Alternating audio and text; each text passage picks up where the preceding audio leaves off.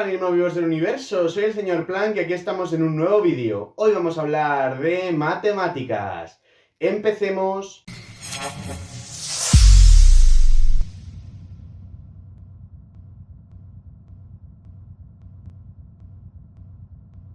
Y bien, hoy traigo algo totalmente nuevo, es la primera vez que me atrevo a traer esto al canal. Hoy vamos a hablar de geometría proyectiva, ¿vale? Este vídeo va a ser un vídeo bastante poco técnico, digamos, un vídeo bastante más divulgativo y, bueno, lo titularé supongo como algo así como una introducción a la geometría proyectiva. Bien, lo primero de todo, bueno, voy a empezar citando, no sé muy bien si a Felix Klein o al mismo Arthur Cayley. Según Felix Klein, Arthur Cayley dijo que la geometría proyectiva es toda la geometría. Y efectivamente, a finales del siglo XIX, en el medio del siglo XX, pues se probó que la geometría proyectiva de alguna manera engloba el resto de geometrías, ¿no? Entonces, bueno, creo que es interesante hacer una breve introducción histórica o poner un poco en contexto la historia de la geometría, porque es una historia muy larga, ¿verdad? Y que, bueno, pues ha influido culturalmente en el resto de la historia del arte, por ejemplo. Ya hablaremos de eso en otro vídeo cuando investigue un poquillo más, que pienso hacer un vídeo sobre la geometría proyectiva y el arte, porque tiene mucho que ver.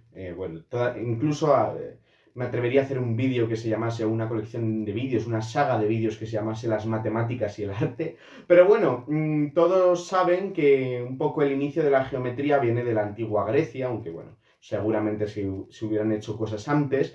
Y el matemático más prolífico de la edad antigua, naturalmente, es Euclides, ¿no?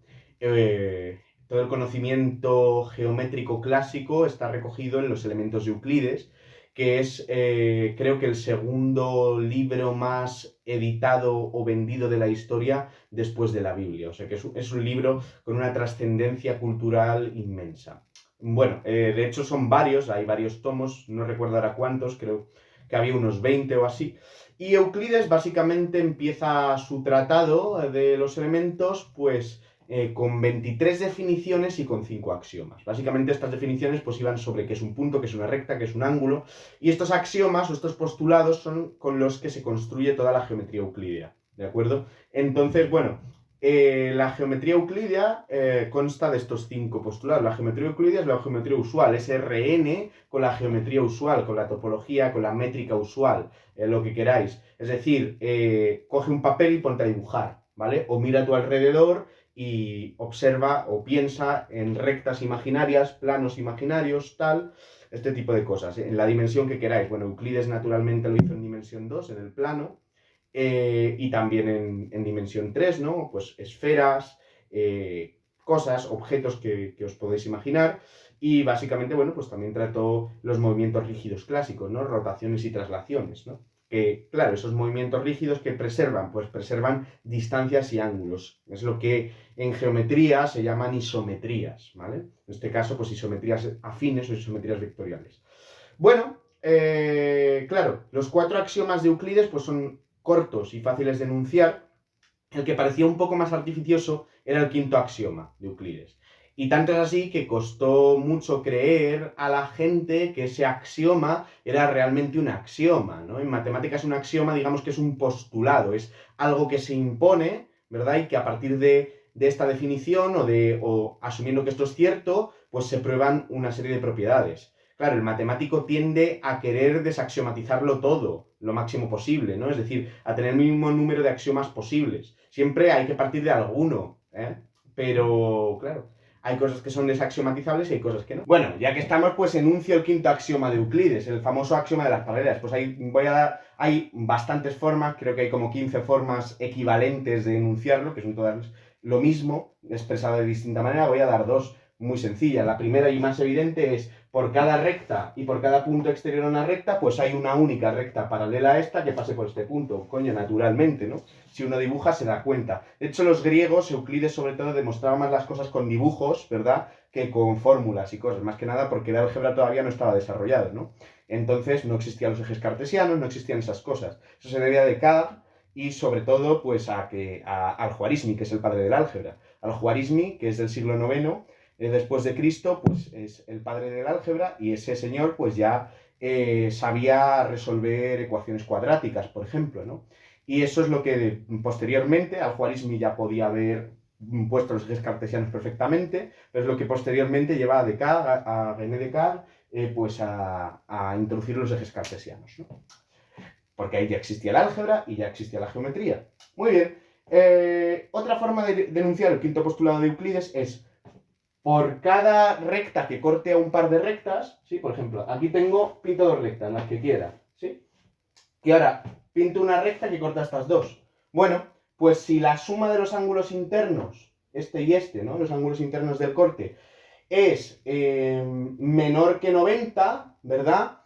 Pues estas rectas se cortan de este lado. Y efectivamente, si uno prolonga las rectas, se cortan del lado en el que los ángulos internos suman menos que 90, ¿vale? Perdón, suman menos que 180, he dicho que 90. Suman menos que 180. Y análogamente, claro, lo podríamos haber considerado al revés, ¿no? Imagínate que tengo aquí, que pinto aquí, pues estas rectas, ¿sí? Y ahora pinto una recta que las corta, ¿vale? Claro, ahora los ángulos internos aquí, si los suman más de 180, pero entonces del otro lado suman menos de 180 y claro, se cortan del otro lado. Visto así, ¿cuál es el único, donde he puesto? Se me ha caído aquí la esponja. ¿Cuál es el único caso en el que las rectas no se cortan? Pues cuando estos ángulos suman exactamente 180, ¿sí? Que es cuando tenemos rectas paralelas, ¿de acuerdo? Aquí tenemos 90 y aquí tenemos 90. Bueno, aquí he hecho el corte también perpendicular, pero imagínate que hago otro corte. Bueno, pues aquí no tengo 90, ¿vale? A lo mejor, pero esto más esto sí que me da 180, porque este ángulo es el mismo que este, entonces este es el complementario de este, que sería precisamente este, y entre los dos sí que suman 180. Bueno, ese es el quinto postulado de Euclides. Y ahora, ¿dónde está la gracia? Pues la gracia está en que la geometría proyectiva, que se introduce posteriormente, ¿de acuerdo? De hecho, la introduce un alemán, ahora no recuerdo el nombre, en un libro que, por supuesto, ese alemán no quería saber nada del álgebra.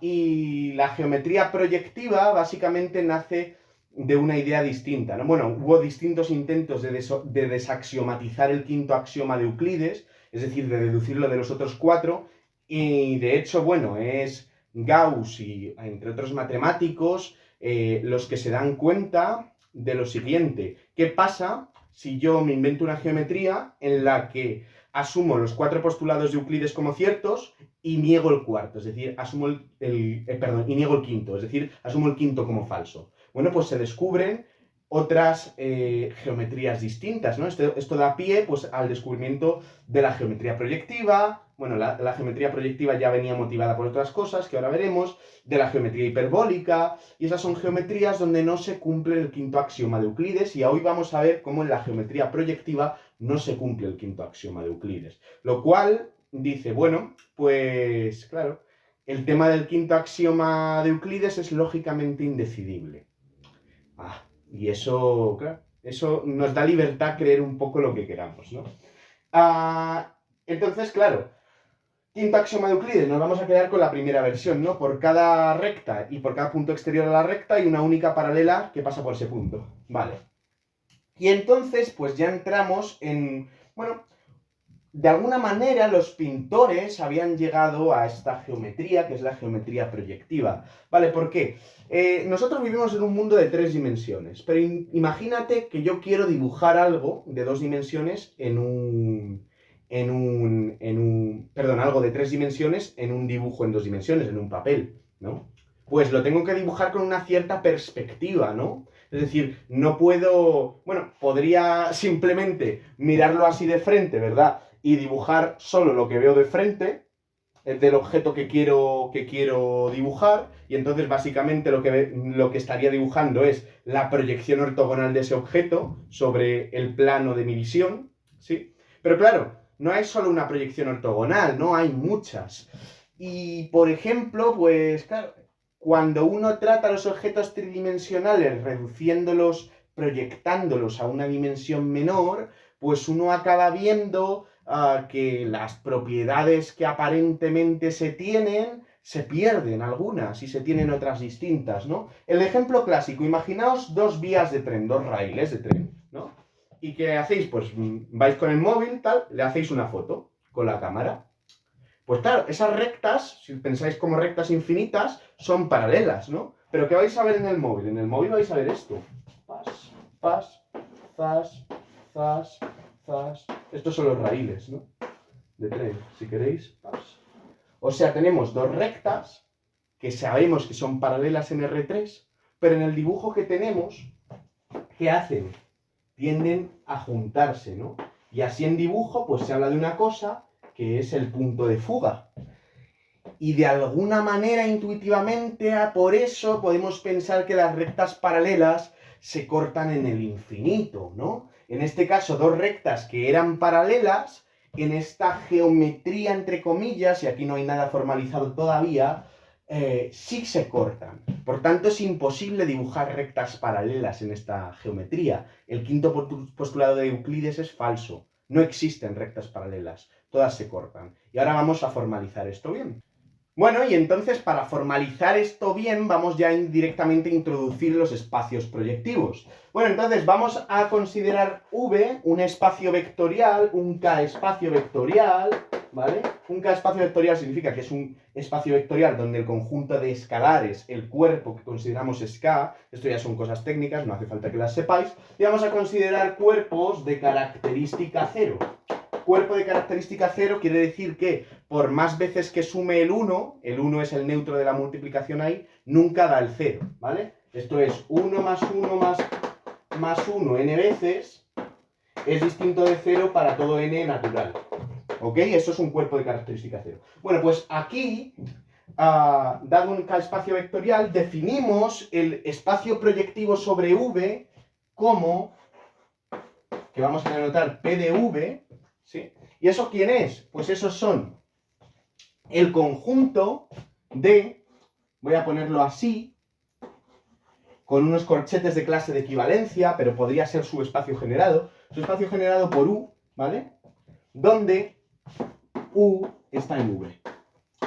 ¿Qué es esto del subespacio generado? Bueno, pues en el lenguaje del álgebra lineal, el subespacio generado es el conjunto de todas las posibles combinaciones lineales de los vectores que tengamos en este conjunto, ¿sí? Y el subespacio generado por un vector es básicamente una recta. Entonces, el espacio proyectivo de V es el conjunto de todas las rectas vectoriales de V. No me vale cualquier recta, son las rectas que pasan por el origen, ¿sí? En particular, cuando el espacio que tenemos es Kn, es un cuerpo a la n, pues a P de Kn más 1, ¿sí?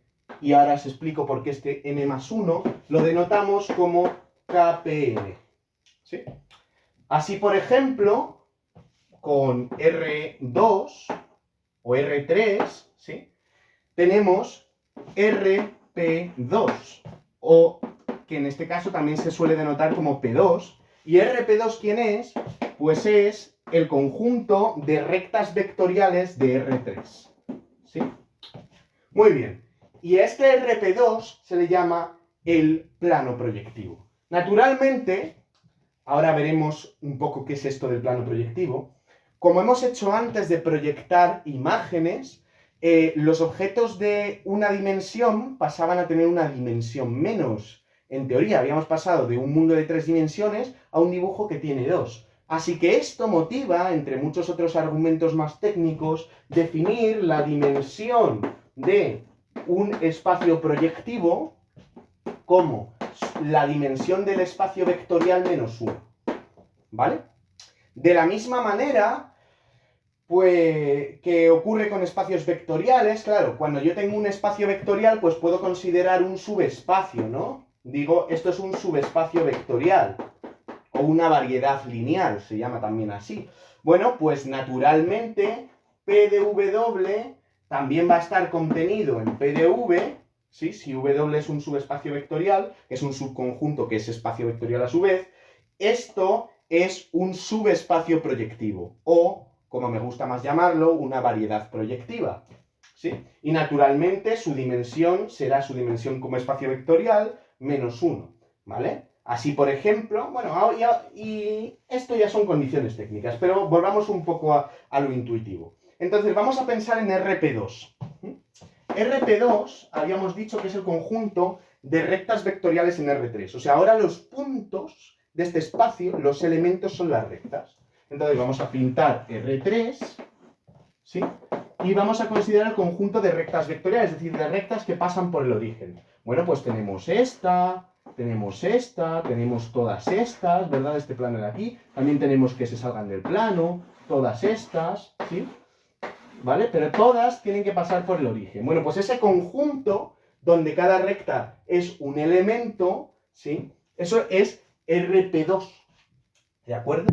Y ahora vamos a intentar visualizarlo un poco. Bueno, podemos observar lo siguiente. Si las rectas las vamos a asociar con puntos, ¿no? Las rectas ahora en teoría son puntos, pues vamos a hacerlo bien. Es decir, vamos a hacer que sean puntos de verdad, ¿sí? Y entonces podemos hacer lo siguiente, fijaos. Tenemos aquí R3, ¿vale? Aquí tenemos el plano z igual 0. Y aquí vamos a plantar otro plano.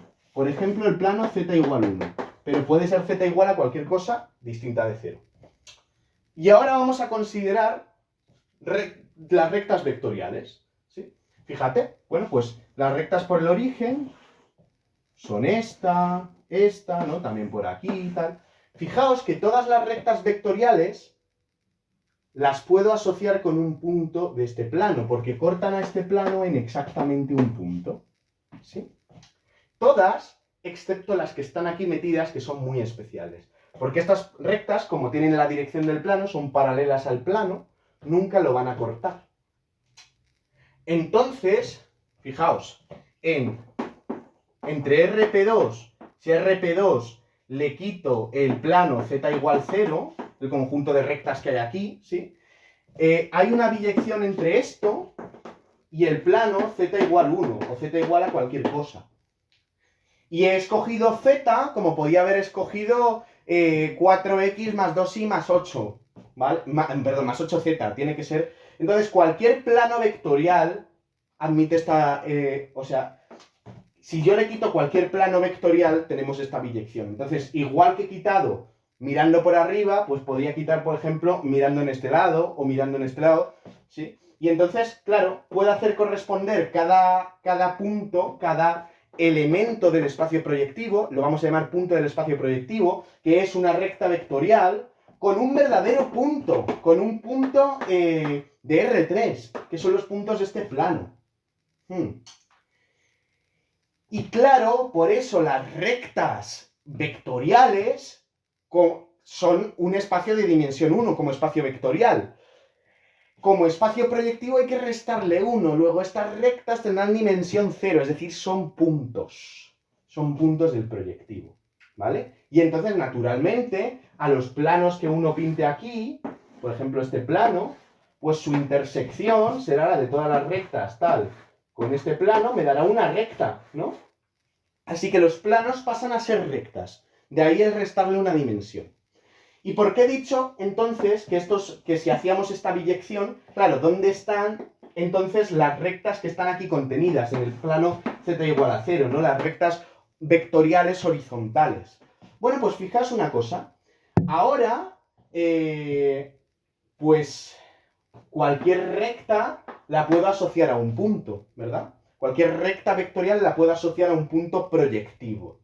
Bien, ¿qué pasa si la pendiente de esta recta, ¿sí?, la hago tender a ser, bueno, o el ángulo de esta recta lo hago tender a ser 90 grados. Es decir, intento inclinar esta recta hasta aquí. Pues conforme la voy inclinando, fíjate, tendría esta,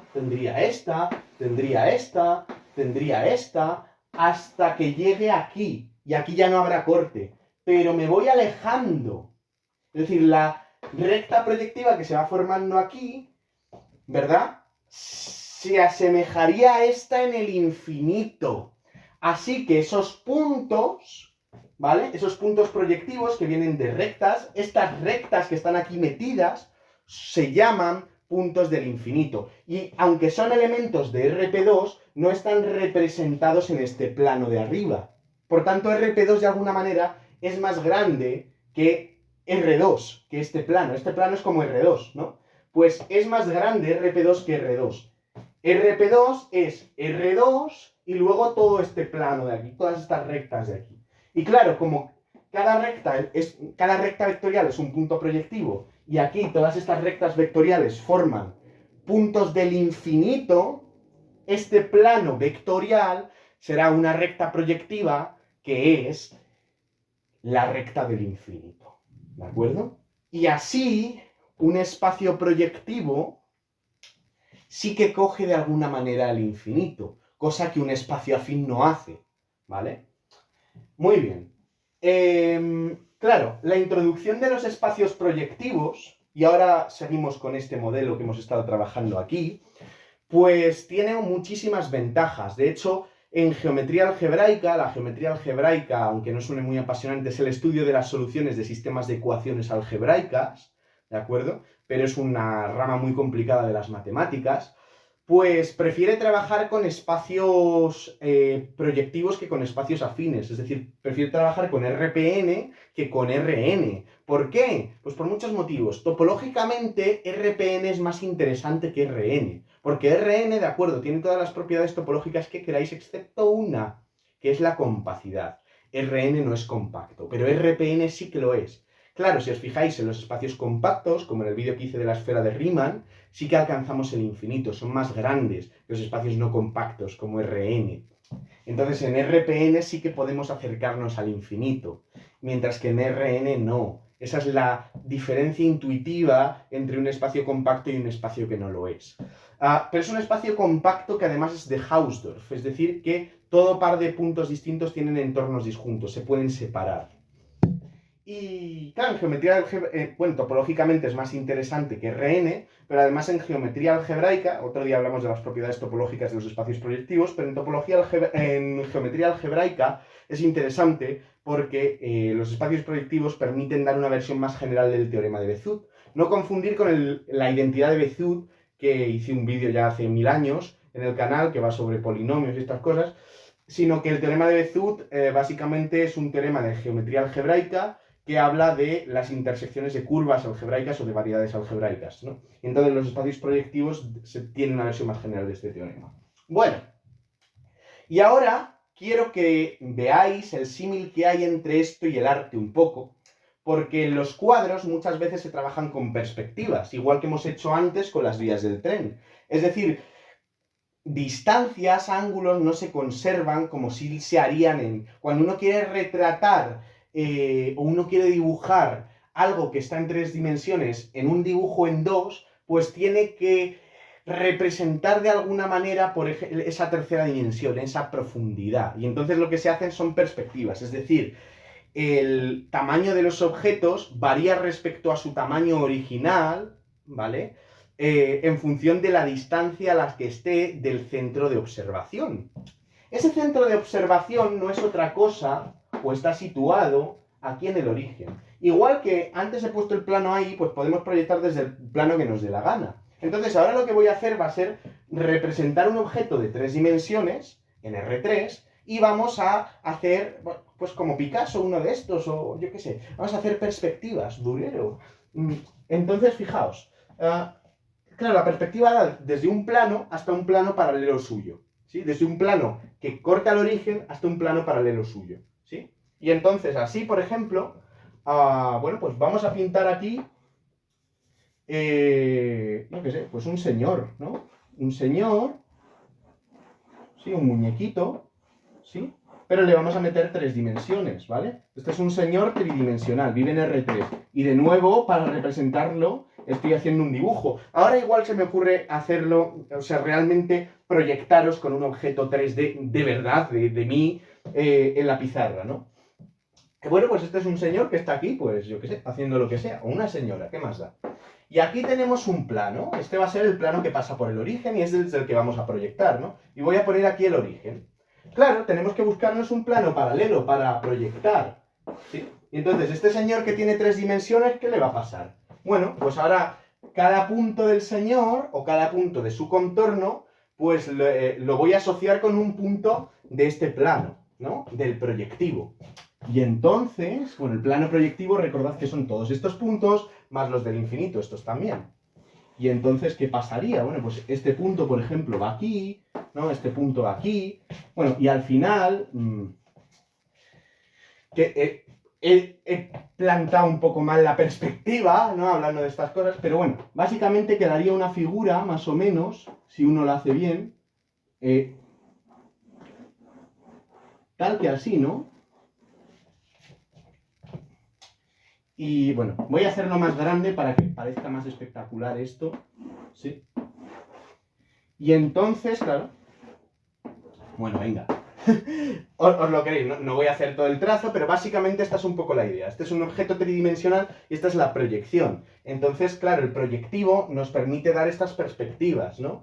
Y todo depende de lo cerca que esté. Fíjate que cuanto más acerque al señor aquí, ¿qué pasaría? Pues la pendiente de estas rectas que fijan su contorno, ¿no? Bueno, aquí habría que hacer todas las rectas del contorno y tal, y sus cortes con este plano, ¿no? Pero la pendiente de estas rectas, conforme el señor se va acercando aquí, va aumentando, ¿no? De manera que el dibujo aumentaría en tamaño.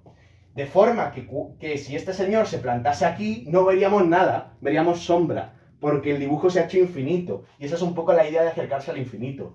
Por el contrario, cuando este señor se acerca aquí, pues el dibujo va siendo cada vez más del tamaño del señor. Hasta que llegaría al punto en el que si ponemos al señor en medio del plano, pues el dibujo es la propia intersección del señor con el plano, ¿vale? Y esa es un poco la idea de la geometría proyectiva. Esta es la idea de irse infinito y de no irse. Y entonces, pues yo qué sé, algo que se me ocurre que puedo hacer es, por ejemplo, voy a coger esta hoja, la voy a partir, no sé ni qué tengo escrito, tampoco me importa demasiado. Sí, teoremas y tal.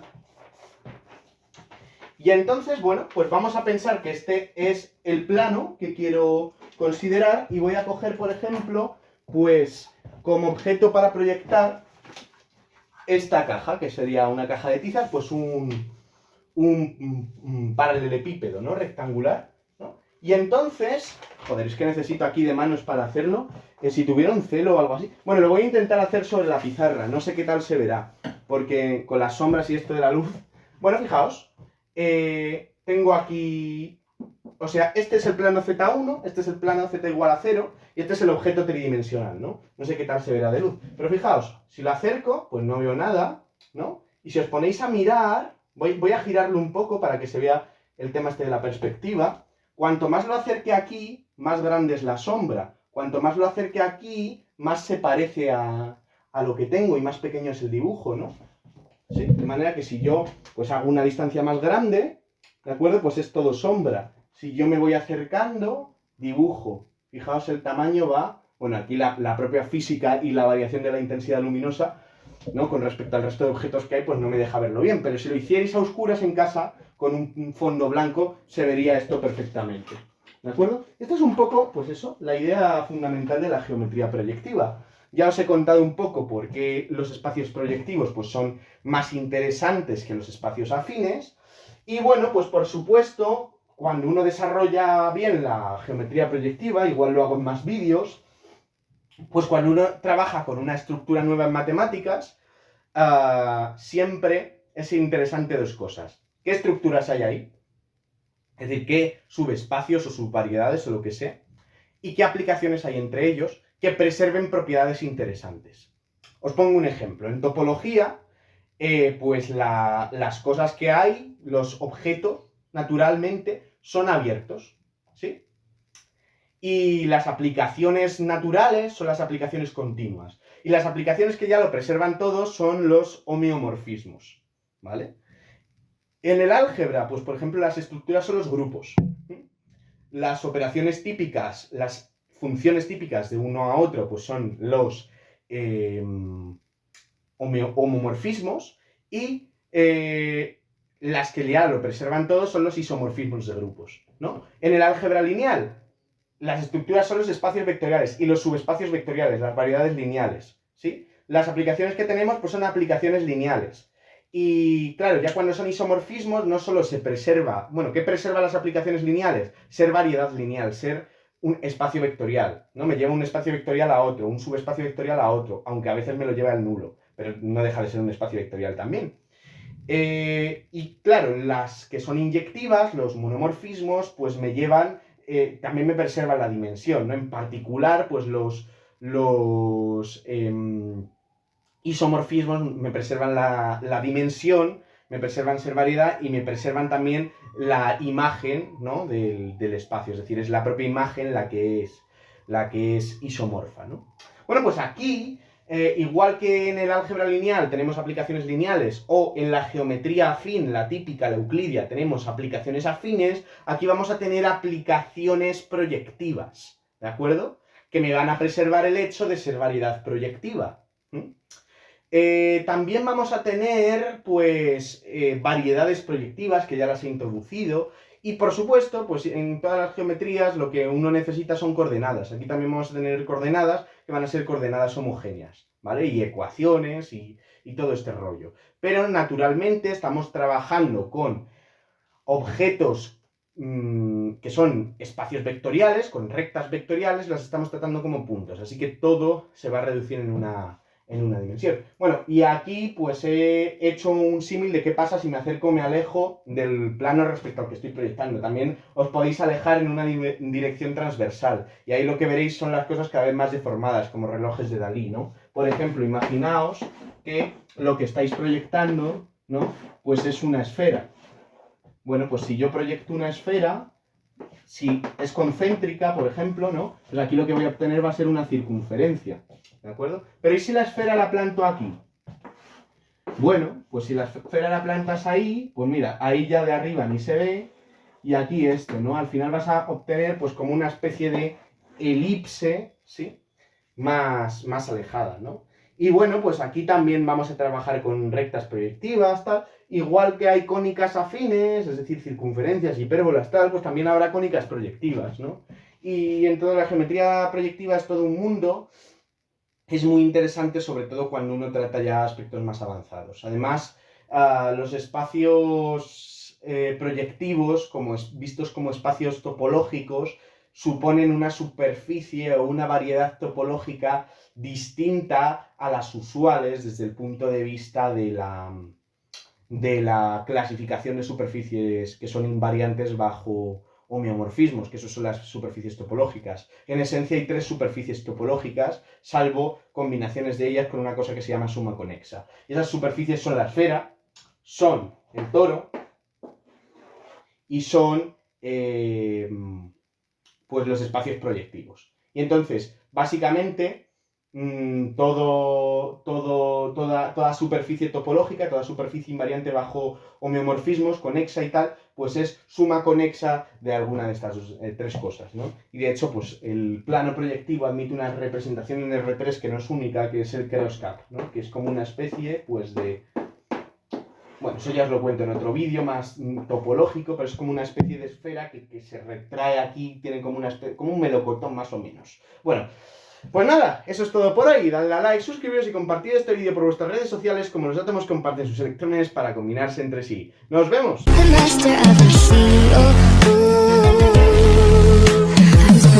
From a young age, taking my soul into the masses, writing my poetry.